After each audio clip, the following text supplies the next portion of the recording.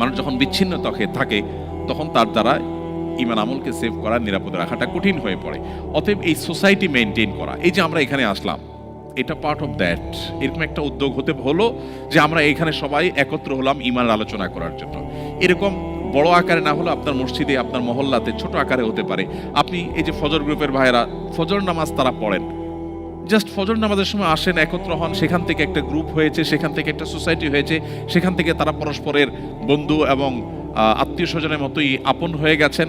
এই যে এখান থেকে একটা ভালো কিছু হলো। এরকম ছোট ছোট বিভিন্ন সোসাইটি হতে পারে, বিভিন্ন কমিউনিটি হতে পারে, বিভিন্ন সার্কেল হতে পারে।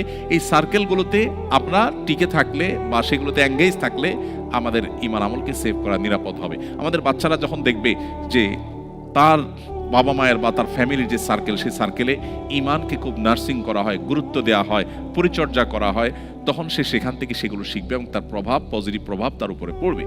সো এই যে সার্কেল মেনটেন করা বা কমিউনিটি মেনটেন করা মুসলিমদের অমুসলিম প্রধান দেশে এবং মাল্টিকালচারাল সোসাইটিতে খুবই ইম্পর্টেন্ট বিষয়।